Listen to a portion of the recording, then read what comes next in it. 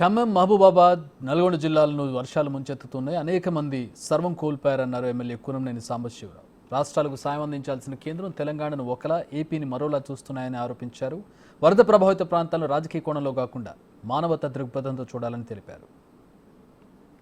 ఖమ్మం జిల్లా కొత్తగూడెం, మహబూబాబాద్, మొత్తంగా మహబూబ్ నగర్, అలాగే కృష్ణా పరివాహక ప్రాంతంలోని జిల్లాల్లో కని, సూర్యాపేట ఇటువంటివన్నీ కని విని ఎరగని రీతిలో వరద బారిన పడటం జరిగింది.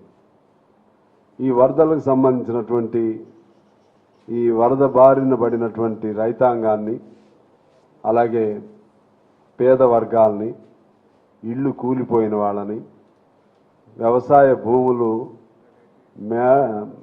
మేట ఇసుకలు డిపాజిట్ అయి మేట వేసినటువంటి భూములు, ఆ పంటల పైన ఉన్నటువంటి ఆ పంటలు పూర్తిగా పోయి ఎర్రమట్టి కనపడుతుంది, మొత్తం కొట్టుకుపోయి ఇలా చాలా అన్యాయంగా జరిగింది. మనుషుల ప్రాణాలు కూడా కోల్పోవడం జరిగింది, మీ అందరికీ తెలుసు.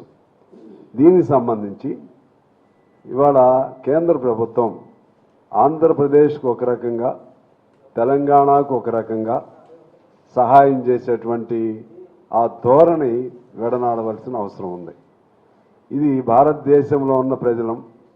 మొన్న కిషన్ రెడ్డి గారు వాళ్ళు పర్యటన జరిపి ముందు మీ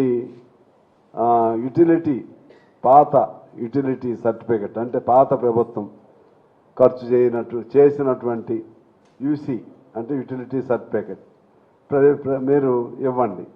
ఇవి లెక్కలు పెడతారండి ఎవరన్నా?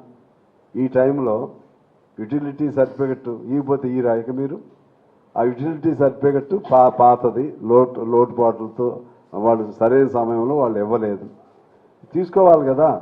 ముందు తక్షణం మానవత్వంగా నేను ఇదిగో ఇంత కేంద్రం నుంచి ప్రకటన చేస్తున్నాం అనే అంటం అనేది బాధ్యత.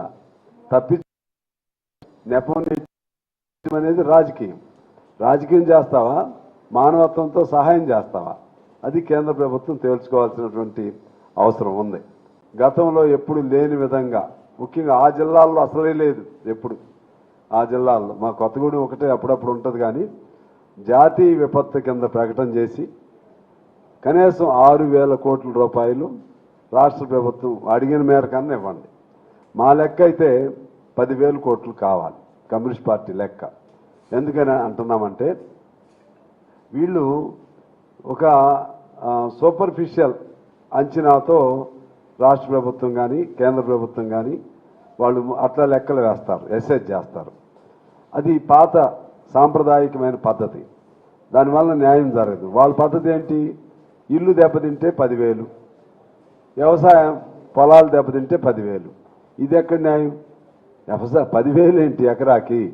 ఇల్లు దెబ్బతింటే 10,000 ఏంటి? ఇది పాత పద్ధతుల్లో ఇది పనికిరానటువంటి అశాస్త్రీయమైనటువంటి లెక్కలు. శాస్త్రీయమైనటువంటి లెక్కలలో కనీసం మేము అడుగుతున్నాం 10,000 కోట్లైనా ఇవ్వండి.